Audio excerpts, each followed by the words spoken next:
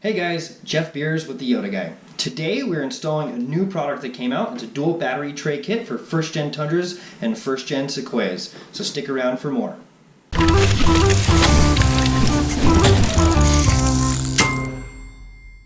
Alright, so let's get into it. So there's a new battery tray kit that just came out for first gen Tundras and first gen Sequoias.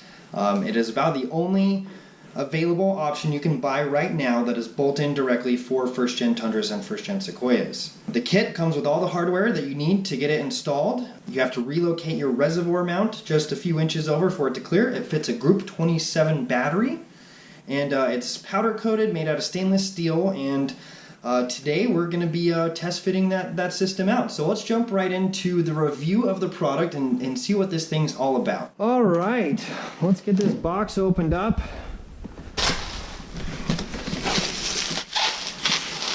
Oh, we got one bag. Ooh, oh, that's metal. So this is the battery hold down clamp for sure. And from what I was told, all of these items have been powder coated, which, talking about battery stuff, always a good idea to get powder coated because regular rattle can paint will chip and corrode away. As with powder coating though, that stuff is going to last a heck of a lot longer. Oh, there's one of our brackets. I believe this is for the power steering reservoir relocation, if I remember correctly. Okay, I think this is the winning prize item that we've been waiting for here. This hunka chunka right there. There we go. Oh yes. Look at that.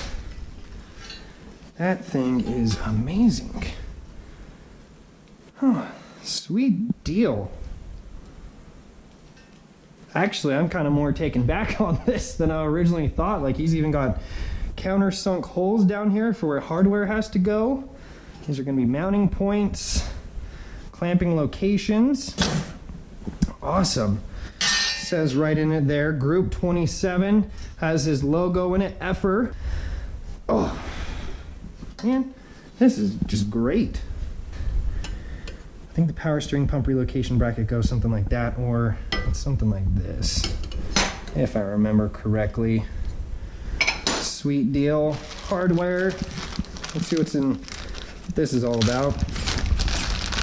Some Effer stickers. Some Effer hold down J hooks. We got some plastic shims here. Ooh, sweet deal. What else do we got here? Oh, this is some of the hardware I believe he was mentioning that he was going to send with. So there's a few things that he says that are going to have to be relocated. A few things that we're going to have to adapt to make sure it fits all vehicles. And I am just loving all these extra little pieces that he sent. It's just like he's got all the nuts and the bolts and the hardware, all these little. These things were cut out on a plasma cutter for sure. Plasma cut pieces. Oh, those go there. What else do we got? I can see these are some of the spacers that he was mentioning. He said that he had some of these spacers sent out to get zinc coated. These ones look like they're zinc coated. These are all zinc coated for sure. Oh, see these countersunk heads? I'm assuming, without even doing anything, 20 bucks says these bolts go right there. I bet you that's where those go. See how they sit flat? Yeah, that's legit. All right, well, we got this thing totally unboxed, and as of right now, with all this stuff that I've gotten between the hardware and the stickers and these, thoroughly impressed. This looks like he is kind of taking care of every little detail that you could possibly think of. So awesome. The next step to do is get this thing installed. So let's get to it. Okay, now we're going to go over and see what it takes to get one of these things installed. So let's check it out. Okay, let's start. Here are the tools you're going to need to accomplish installing the dual battery tray. We have a 12 millimeter socket 10mm socket, 8mm socket, 7mm socket. The 7 and 8mm, you can use those in wrenches or sockets, whichever work. We have some Allen keys here. Let me read off which ones those are. That's a 2.5mm Allen key, 4mm Allen key, and a 5mm Allen key. 1/4 inch ratchet with an extension, 3/8 ratchet with an extension, flathead screwdriver, and a nut driver. And that should be the gist of everything you need to make the install happen. Okay, let's begin. So we're gonna need to take off the power steering reservoir. So we won't need to remove the reservoir completely, by meaning we don't need to disconnect any lines per se. So we'll leave all the hydraulic lines connected. So what we're just gonna do is we're gonna remove the bracket. Well, let's first get this pulled up. Mine pulled out super easy because there's a bracket right here, a little push tab that you gotta push, and it slides up and down and in and out. So power steering reservoir, super easy to take out. Just slides up and down. Get that out of the way. And then we will remove that bracket. Okay, bracket is out. We'll put that in the official don't need a bracket anymore spot. Okay, once you have reached this point, we have removed the power steering bracket assembly that holds the power steering reservoir. Test fitted the battery tray. It fits perfectly. All the mounting holes are perfect. The only thing that's in the way is there's this stud right here. This stud sits up right through the bottom of where the battery tray box is going to be. So that stud has to go.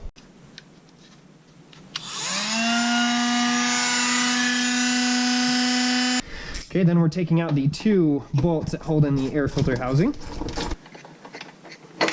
Okay, both of those bolts are removed. Now we remove the sleeves out of these rubber bushings. We leave the rubber bushings, we take the sleeves out. These things just pull out. If you have trouble with yours, just use a flathead screwdriver. Okay, those are out. Now we will be unbolting the ABS module. Okay, take that off.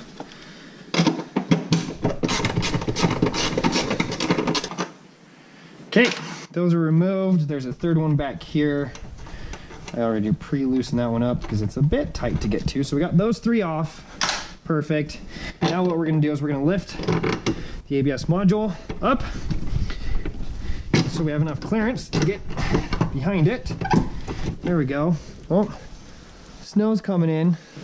So now we have all those things removed. Now we're going to insert our sleeves that are included with the kit. Okay, long sleeve goes there. Short sleeve goes here. Okay, long spacer goes here. Short spacer goes here. Okay, now the next thing we're gonna do is we're gonna put some washers down. So included in the kit we have these zinc plated washers. One washer goes there, another washer goes here. Those are all in place. Now we're gonna assemble our battery tray. So let's come over here. Okay, now we have our battery tray here. Power steering reservoir mount goes right here. So what we're going to do is we're going to take this bolt and push it through there.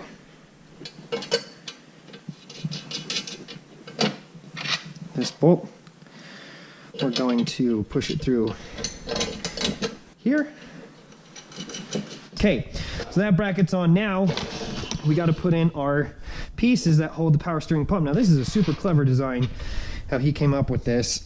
So it just basically simulates how the normal bracket fits the power steering reservoir. So we take these 2 plates, I'm going to put a bolt through it here. So we got thin plate and then the thick plate, and then the bolt goes through, and we're going to make a wedge. So it's going to make a V going upwards. So we put that bolt in, we get a washer.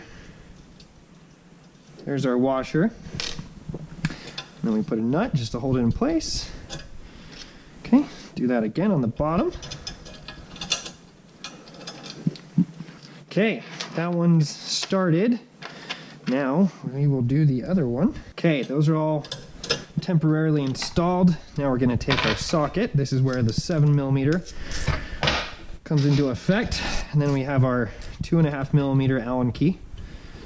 And then we will just tighten these down. Now these are really small bolts. They're only supporting the weight of the power steering reservoir, so no need to crank down on these guys super tight, or else you will snap or stretch these bolts. So you just got to do it by feel. Okay, those are all on there. See, now we have those are kind of making a V. You want the gap towards the top. And then on these brackets, some vehicles, when you mount it, you either put the plate on this side of the bracket or of the tray, or you'll put this plate on this side of the tray. And it really depends on your fitment, because like I was saying, not all vehicles are absolutely identical. Okay, so we are going to take our tools here, put it in our pockets, and then we will migrate to the vehicle and install the system. Okay, so we're gonna go in with this now. It's a little bit on the tight side. All right, now that we have the battery tray in, we will be attaching the power steering reservoir. So the power steering reservoir goes right into this groove, has a little V shape on the back. We put those connections right into place.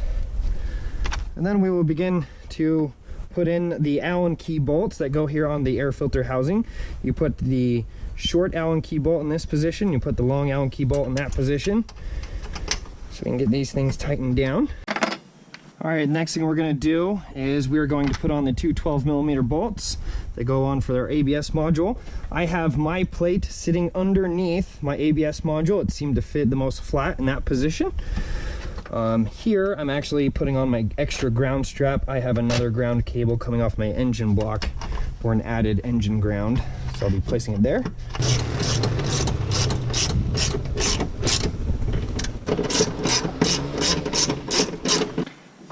After those two 12mm bolts are tightened down, we are going to put in this washer over this stud right here. Sometimes this stud is not perfectly aligned. You may need to bend it just a smidgen to get it to fit. And then you put this Allen key bolt down in that hole. We have all of our bolts installed. Now it's time to install the battery. Okay, now that we got the battery tray installed, we will be putting in the battery. So here's a group 27. Goes in like so. Make sure we don't crush the positive battery cable. There we go. All right, next thing to do is to put on the battery tray hold down clamp. So we'll get that into place. Gotta get some of those threads exposed. Then I'll take one of the nuts supplied with the kit. Get those threads started. Perfect. Okay, get the other one into position. All right, there we go. Okay, now these J hooks have little extra holes on the bottom of them, and we're gonna try to make sure these clamps stay in that position so we got a nice rock solid position to hold these down into.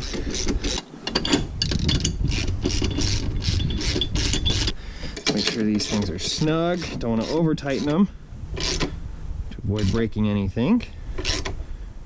There we go. Oh yeah, those are nice and tight. Perfect. Let's connect our battery terminals. We're gonna do positive side first. Oh, get that washer out of there. Come on, buddy. Okay, and then we attach that there. We'll put a washer down, lock washer on top of that. And then we will tighten this assembly down.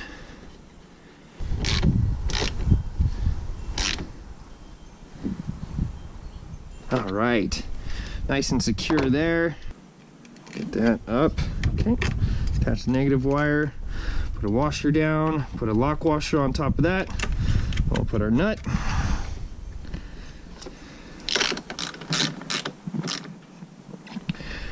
All right, there we have it. It's all connected up.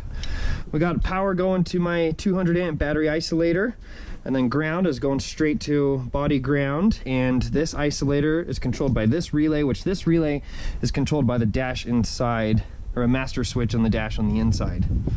So all that should be good to go. Okay, now that we have our dual battery setup installed, we're gonna do a couple of electrical checks. We have our main battery over here. We have our auxiliary battery over here. I have my battery isolator over there. So let's do some voltage checks. We'll whip out the voltmeter, set the settings to volts. Okay, we'll go like that. Now we'll take our test leads. Come over here. Let's see what our nominal voltage is. It's 12.76, which is normal. Come over here to this battery. 12.95, which is normal. The engine was just running. Normal nominal voltage is about 12.6. Now, I have my stereo system connected to this. So currently, as of right now, that's the only electrical accessory I have powered up. There's 2 amplifiers. So let's give this a test. So we're gonna come in here. I'm gonna turn off my override switch, go to ignition on. So now we got power in there. Now let's see what we got now. Okay, you can hear the battery is powering up the stereo. 12.62. So the voltage is dropping because it's powering the stereo. Let's see where this one's at. 12.32. That one's dropping as well because it's powering up the electrical accessories for the truck. All right, so now the next thing to do is we're gonna start the engine. Okay, engine is started. All right, with our engine running, alternator's charging the main battery. That voltage reads 14.02, so that's what our alternator voltage is putting out. Now I have my isolator disconnected over here, so let's check our voltage here. 12.5. So this battery is still charging the stereo, but it's not connected to that battery, which is getting charging from the alternator. Override switch engaged. Now let's check our voltage.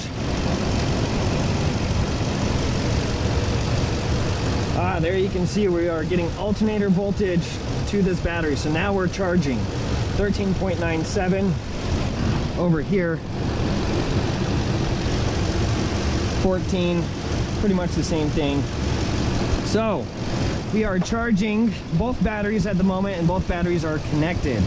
So this is the thing about battery isolators, is that you have the ability to disconnect them when you want to. There's other types of isolators you can use, smart isolators, DC to DC chargers. They all operate in their own certain way. I wanted to have the selectable feature with the switch, so that's why I went with the battery isolator. That way I can have the engine off and powering all the accessories off that auxiliary battery, and then this one's just here dedicated for my start. Okay, now that the engine's off, both isolators are disconnected, we should have static charge here. 12.95 static charge. Voltage slowly drop down, 12.94. Come over here, static voltage, 13.24. This one's carrying a higher static voltage, but you can see that the batteries are different voltages because they are now disconnected. So that's basically the gist of it, of how a system operates. Now the reason why we put in an isolator too, for when the vehicle is off, is because when you have 2 batteries disconnected and one's at a different voltage than the other, they're going to want to be the same voltage. Now if this one's at 13.2, this one's at 12.9, this battery is going to charge that battery. And what happens over time is that they'll try to backfeed each other, and you can actually end up draining one battery completely dead, and another battery can be completely overcharged, because they can try to feed off of each other. So that's why we put in isolators. They're meant to be there for to separate the batteries and for long periods of time without operating the vehicle. Most RVs and boat setups are just like this. They've been doing this stuff for decades. So, what do we think of the battery tray? Well, first of all, I think it's super high quality components. I think it was a pretty easy installation. It wasn't too difficult to get installed inside the engine bay. Took a little bit of modification, a little bit of figuring out to try to see where all the pieces kind of connect, but honestly, it wasn't that hard. It was nice and sturdy, came with all the spacers that I needed to get it to fit. The hardware was pretty high quality, and honestly, I think it was a pretty good kit. The ingenious design to mount the reservoir over a few inches is pretty cool. It is a little bit close to the engine, but I think a little bit of adjustment on that would be pretty simple if needed. Not too big of a task, but honestly, it fits quite nice. So I think it's pretty cool.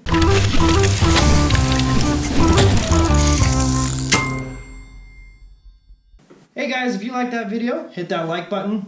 Comment down below if you have any questions, or let me know if there's any other content that you'd like to see on this channel. Thanks guys.